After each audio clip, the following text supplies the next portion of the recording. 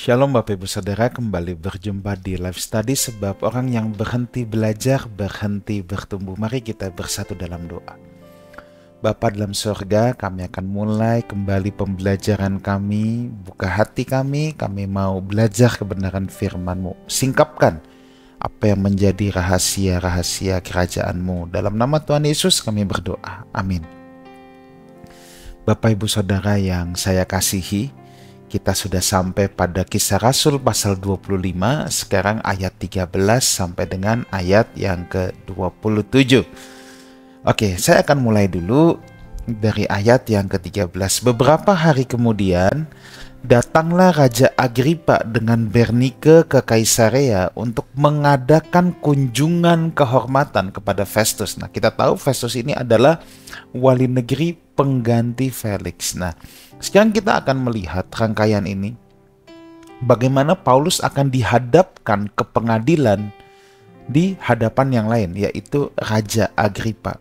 Saat itu Raja Agripa sedang mengadakan kunjungan simpatik, kunjungan persahabatan kepada Festus, setelah Festus diangkat oleh Kekaisaran Roma menjadi wali negeri. Kunjungan Raja Agripa merupakan kunjungan kekaisaran. Nah, Raja Agripa yang ditulis di sini adalah Raja Agripa II. Nah, saya akan menjelaskan sedikit dulu siapa itu Agripa II. Nah, saudara bisa melihat di bagan yang ada di layar saudara. Dia adalah anak dari Agripa I. Siapa Agripa I? Agripa I adalah yang membunuh Yakobus tua atau Yakobus besar. Itu adalah Rasul Yakobus. Jadi dalam Kisah Para Rasul itu ada dua Yakobus. Satu Yakobus saudara sepupu Yesus, yang pada zaman gereja mula-mula dipanggil Yakobus kecil atau Yakobus muda. Dan satu lagi adalah Yakobus besar atau Yakobus tua. Nah, Agripa I itu yang membunuh Yakobus tua.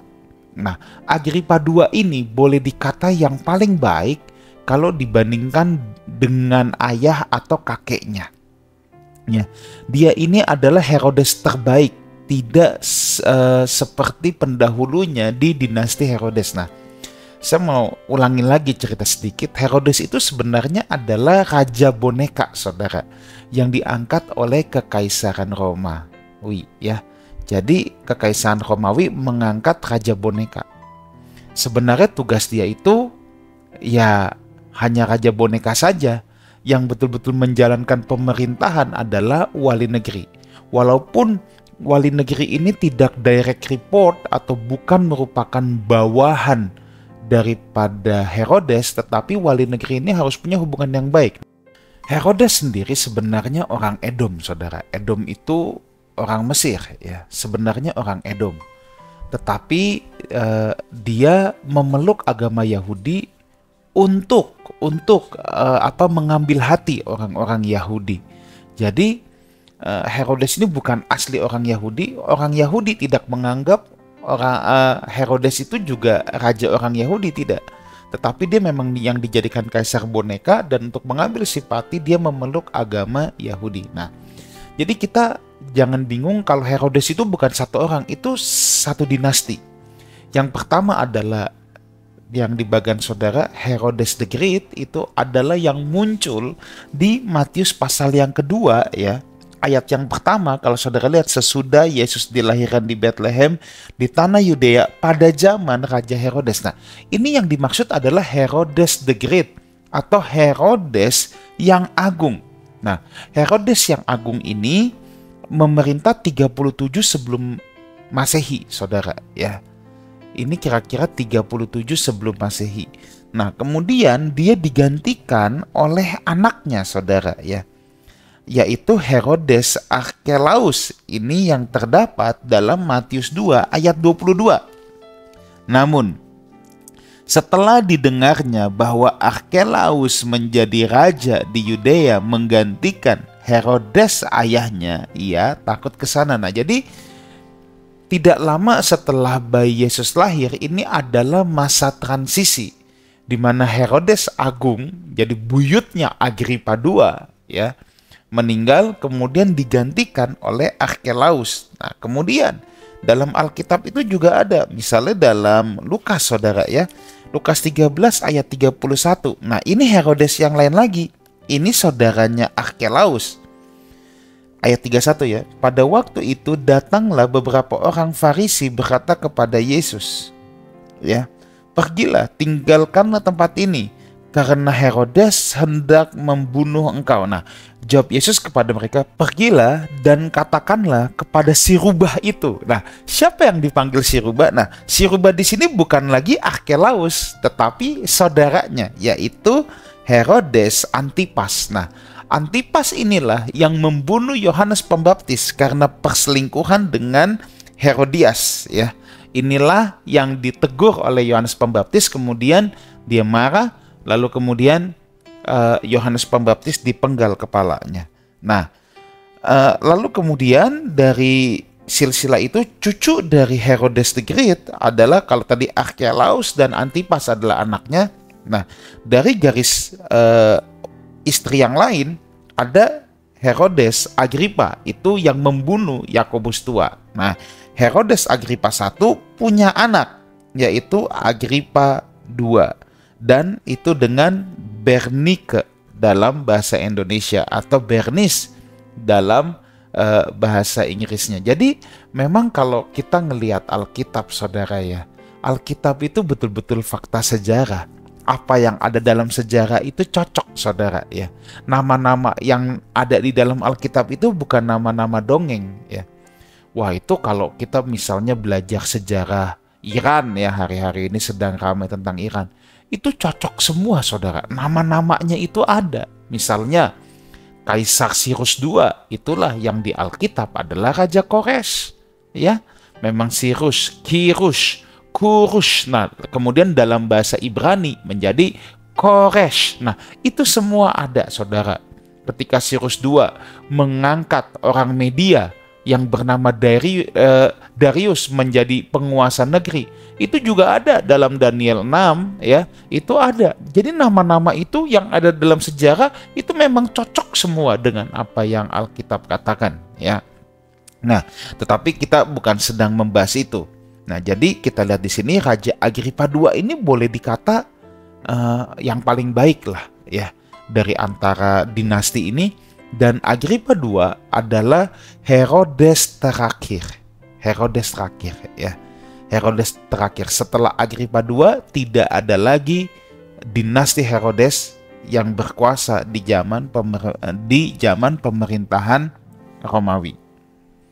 Oke, kita teruskan ya.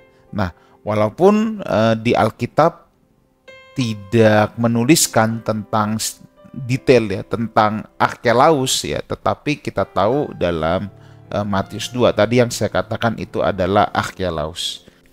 Nah, Agripa II, saudara, itu menikahi Bernike. Bernike itu dapat dikonfirmasi. Ada sejarawan dan penyair Romawi yang bernama Juvenal berbicara tentang Agripa II menikahi Bernike, saudarinya sendiri. Jadi ini ada perkawinan incest ya. Oke, kita teruskan ayat 14 sampai 16. Karena mereka beberapa hari lamanya tinggal di situ, Festus memaparkan perkara Paulus kepada raja itu. Katanya, di sini ada seorang tahanan yang ditinggalkan Felix pada waktu ia pergi. Ketika aku berada di Yerusalem, imam-imam kepala dan tua-tua orang Yahudi mengajukan dakwaan terhadap orang itu, meminta supaya ia dihukum. Aku menjawab mereka bahwa bukanlah kebiasaan pada orang-orang Roma untuk menyerahkan seorang terdakwa sebagai suatu anugerah sebelum ia dihadapkan dengan orang-orang yang menuduhnya dan diberi kesempatan untuk membela diri terhadap tuduhan itu. Nah, saudaraku, dalam kebingungan memutuskan sebuah perkara, kebetulan Raja Agripa sedang berkunjung. Jadi ia menceritakan tentang perkara Paulus. Tentu Agripa datang ini bukan karena kasus Paulus, bukan. Tapi memang tadi yang saya katakan ini adalah kunjungan persahabatan, kunjungan kekaisaran ya, sowan kepada wali negeri yang baru. Tetapi pada saat itu pas-pasan ada perkara Paulus dengan tua-tua dan imam-imam kepala Yahudi. Apalagi bagi Festus kasus ini aneh, saudara, ya. Karena kasus ini kan sebenarnya intinya berpusat pada Yesus yang sudah dianggap mati tetapi diklaim hidup oleh Paulus. Makanya sebenarnya buat Festus, aduh ini aneh nih, apa sih gitu loh, ya.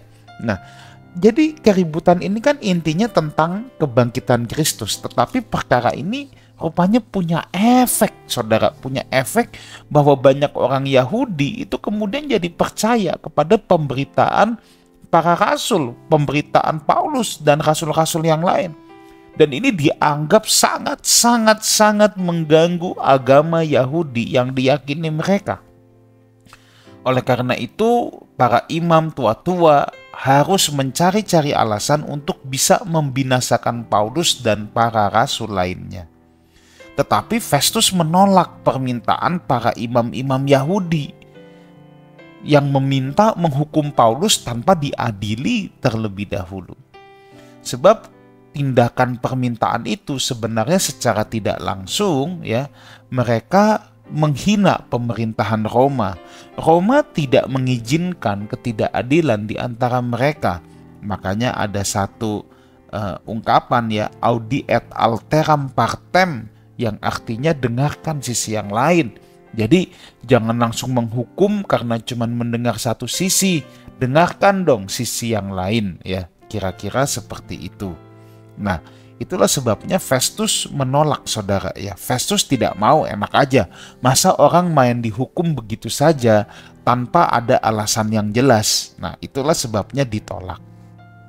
Lalu kita teruskan ayat 17 sampai dengan 20 sekarang. Karena itu mereka turut bersama-sama dengan aku kemari. Pada keesokan harinya aku segera mengadakan sidang pengadilan dan menyuruh menghadapkan orang itu. Tetapi ketika para pendakwa berdiri di sekelilingnya, mereka tidak mengajukan suatu tuduhan pun tentang perbuatan jahat seperti yang telah aku duga. Tetapi mereka hanya berselisih paham dengan dia soal-soal agama mereka dan tentang seorang yang bernama Yesus yang sudah mati, sedangkan Paulus katakan dengan pasti bahwa ia hidup. Karena aku ragu-ragu, bagaimana aku harus memeriksa perkara-perkara seperti itu? Aku menanyakan apakah ia mau pergi ke Yerusalem, maksudnya menanyakan kepada Paulus supaya perkaranya dihakimi di situ. Nah, bahwa ayat 17 kita lihat, ya, Festus telah bertindak dengan cepat dalam perkara ini, dan bahwa para pendakwa juga tidak dapat menuduhnya berlama-lama dalam perkara ini, ya. Makanya di ayat 17 tadi Festus telah mengajak mereka turut bersama-sama ke Kaisarea dari Yerusalem, dan pada keesokan harinya langsung menggelar sidang pengadilan resmi. Dalam King James Version didudukkan di kursi penghakiman. Jadi ini pengadilan resmi, formal bukan informal. Festus telah mendudukan Paulus dalam kursi pengadilan yang biasanya dibuat untuk perkara-perkara pidana berat, perkara-perkara berat. Nah, tapi Festus sudah mendudukkan di kursi seperti itu, kursi yang sangat penting, ya, atau untuk penjahat-penjahat berat. Festus kecewa di ayat 18-19. Kenapa? Karena ketika mereka punya tuduhan yang begitu berapi-api, Festus sudah berpikir dong, Festus sudah mengira dong, wah ini pasti ada kasus berat nih, seru nih, ada kejahatan-kejahatan nih yang dilakukan yang aku bisa temukan, aku bisa putuskan segera.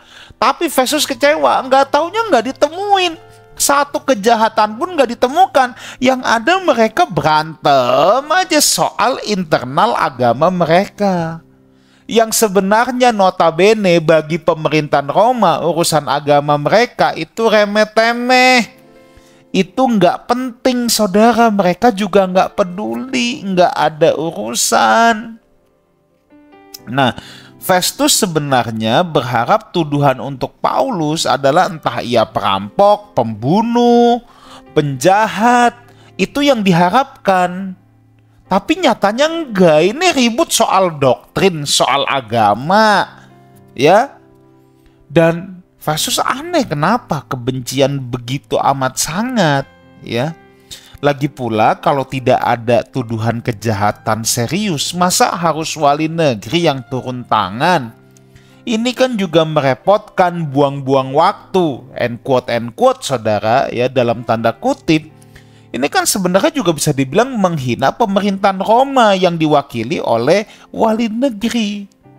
Maka di sini dikatakan mereka hanya ribut persoalan-persoalan agama mereka. Nah, King James Version ini lebih tajam. Ini bukan persoalan, tapi King James Version menuliskannya sebagai tahayul-tahayul mereka. Nah, jadi ya, Festus udah mengharapkan adanya tindak pidana berat, lu malah ributin tahayul-tahayul. Nah, jadi yang diributkan oleh para imam persoalannya dengan Paulus, yaitu Yesus yang sudah mati dan bangkit. Bagi Festus ini nih tahayul. Dia tuh nggak peduli, ya, mau mati kek, mau bangkit kek, itu nggak ada urusan di mata pemerintahan Roma. Nah, itu dia, ya. Dianggap tahayul karena meributkan Yesus yang sudah dianggap mati oleh imam-imam Yahudi, tetapi dianggap hidup dan bangkit oleh Paulus. Nah, oleh karena itu Festus sebenarnya nggak mau pusing menawarkan Paulus untuk perkara ini. Udah, ini kan tahayul agamamu, kata Festus. Kamu ke pengadilan Yahudi aja, mahkamah agama di Yerusalem. Tapi sebagai warga negara Roma, saudara, ya, Paulus berhak menolak. Justru Paulus memilih mengarahkan perkara ini kepada kaisar daripada kepada orang-orang Yahudi, di mana Paulus tahu orang-orang Yahudi ini ular-ular semua, saudara. Paulus menolak. Nah, di sini ayat 21-22. Tetapi Paulus naik banding, ia minta supaya ia tinggal dalam tahanan dan menunggu sampai perkaranya diputuskan oleh kaisar. Karena itu aku menyuruh menahan dia sampai aku dapat mengirim dia kepada kaisar. Kata Agripa kepada Festus, aku ingin mendengar orang itu sendiri. Jawab Festus, besok engkau akan mendengar dia. Nah, Paulus memilih, ya, untuk perkara ini dibawa ke kaisar karena inilah satu-satunya cara bagi Paulus untuk menghentikan semua tuntutan pengadilan rendah yang hanya diada-adakan oleh orang Yahudi yang hatinya busuk-busuk itu untuk membunuhnya. Paulus tahu kalau dia menuruti saran Festus ke pengadilan agama, ini bunuh diri namanya, pasti mati. Pasti ini. Nah, justru Paulus bilang enggak, aku mau ke kaisar. Nah, sebenarnya saya percaya bukan soal Paulus takut mati, saudara, ya. Kita orang Kristen itu sangat boleh untuk meminta keadilan, itu boleh, saudara. Tetapi yang lebih hebat lagi, saya yakin untuk seorang Paulus, dia mau ini menjadi kesempatan untuk memberitakan Injil.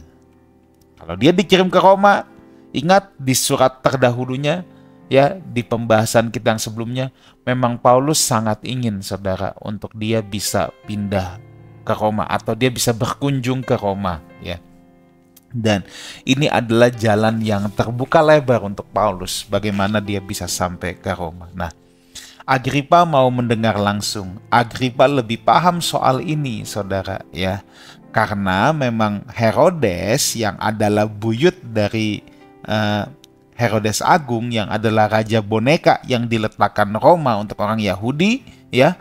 Memang Herodes ini, tadi saya sudah katakan di awal, mereka memahami hukum-hukum Yahudi. Mereka secara teknis juga memeluk agama Yahudi, ya, walaupun dengan modus politik.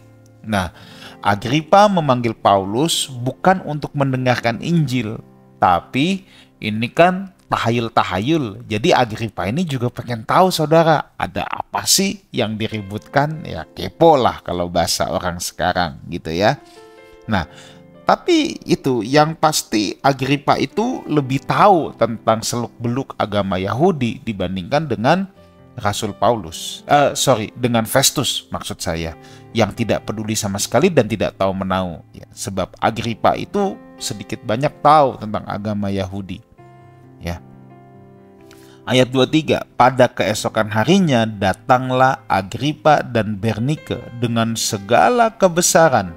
Sesudah mereka masuk ke ruang pengadilan bersama-sama dengan kepala-kepala pasukan dan orang-orang yang terkemuka dari kota itu, Festus memberi perintah supaya Paulus dihadapkan.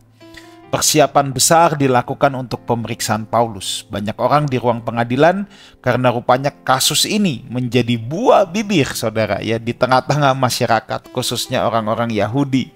Sekalipun di mata pemerintahan Romawi, ini adalah perkara yang remeh-temeh, ya. Agripa dan Bernike juga menggunakan momen ini untuk tampil dan pamer di depan khayalak ramai. Mungkin saja, sangat mungkin, mereka hendaki sidang pengadilan ini terbuka besar sebagai kesempatan mereka juga, mau mendompleng juga, saudara, ya, sebagai kesempatan untuk memperlihatkan diri kepada banyak orang. Kenapa? Sebab di situ kita lihat Agripa dan Bernike datang dengan segala kebesaran, ya. Berarti dapat diartikan dia datang dengan segala perhiasan yang sangat mewah, dengan iring-iringan prajurit juga, untuk menunjukkan kebesaran mereka, ya. Acara ini ternyata menjadi semacam acara penting sehingga dihadiri orang-orang terkemuka di kota itu. Dan nanti kita lihat di pembelajaran selanjutnya, justru ini menjadi kesempatan emas untuk Paulus untuk memberitakan Injil, ya. Ayat 24 sampai 27 sekarang. Festus berkata, "Ya Raja Agripa serta semua orang yang hadir di sini, bersama-sama dengan kami, lihatlah orang ini yang dituduh oleh semua orang Yahudi baik di Yerusalem maupun yang ada di sini. Mereka telah datang kepadaku sambil berteriak-teriak. Mereka mengatakan bahwa ia tidak boleh hidup lebih lama. Mereka menginginkan kematian Paulus. Tetapi ternyata kepadaku bahwa ia tidak berbuat sesuatu pun yang setimpal dengan hukuman mati. Dan karena ia naik banding kepada Kaisar, aku memutuskan untuk mengirim dia kepada Kaisar. Tetapi tidak ada apa-apa yang pasti yang harus kutulis kepada Kaisar tentang dia. Itulah sebabnya aku menghadapkan dia di sini kepada kamu semua, terutama kepada Raja Agripa, supaya setelah diadakan pemeriksaan aku dapat menuliskan sesuatu. Sebab pada hematku tidaklah wajar untuk mengirim seorang tahanan dengan tidak menyatakan tuduhan-tuduhan apapun terhadap dia." Nah, Festus memulai pidatonya terhadap khayalak ramai yang dibicarakan sebenarnya sama, ya, dengan yang dia sudah ngomong sama Agripa sebelumnya di ayat-ayat sebelumnya. Festus mengakui bahwa Paulus tidak ditemukan kesalahan apapun, apalagi sampai dia harus dihukum mati, ya. Tetapi di sisi lain, sekalipun nggak ditemukan kesalahan, Paulus dituntut hukum mati. Dia tidak berani membebaskan karena tekanan publik. Jadi dari dulu pejabat itu memang takut dengan yang namanya tekanan publik, saudara, ya. Festus tidak bisa melepaskan Paulus karena dia juga takut dengan tekanan publik. Tapi untuk tetap memenjarakan Paulus juga nggak punya dasar hukum, saudara. Nah, dia tuh bingung. Itu sebabnya pas-pasan Agripa datang, Festus minta bantuan untuk memeriksa perkara ini. Dan sekarang lebih lagi, Paulus sebagai orang Roma, dia berhak mengajukan banding kepada Kaisar. Dia mau lepas, Festus nggak berani lepasin karena tekanan publik. Sekarang Paulus minta banding. Nah, minta banding ini juga tidak mudah untuk Festus. Dia mau kirim kepada Kaisar, tapi kan ngirim perkara, oke, tuntutannya apa? Festus juga kagak bisa lagi temuin kesalahan. Jadi Festus ini bingung, saudara. Buah si malakama. Dia tidak bisa mencegah Paulus banding kepada Kaisar. Kalau banding kepada Kaisar, saat dikirim kepada Kaisar, Festus harus jelasin juga, saudara. Ini ada apa? Dakwaannya apa? Kan nggak mungkin Festus tulis dakwaan tentang tahayul-tahayul terus suruh Kaisar. Nggak bisa juga. Satu hal yang kita bisa belajar jadi Paulus, kalau hidup kita lurus, bersih, jadi terang, ya, kita bisa disalahkan dan dibenci, tapi tidak akan bisa ditemukan kesalahannya. Bukankah ini juga yang terjadi pada Yesus? Ketika ia akan disalib, Pilatus tidak dapat menemukan kesalahan Yesus. Kiranya kita boleh menjadi orang-orang Kristen yang bisa disalahkan, bisa dibenci, tapi tidak ditemukan kesalahannya. Tuhan Yesus menyertai kita semua. Amin. Mari kita berdoa. Meteraikan apa yang menjadi rahasia kebenaran firman-Mu kepada anak-anak-Mu. Terima kasih. Dalam nama Tuhan Yesus kami berdoa. Amin. Sampai jumpa di live study yang akan datang, sebab orang yang berhenti belajar, berhenti bertumbuh. God bless you.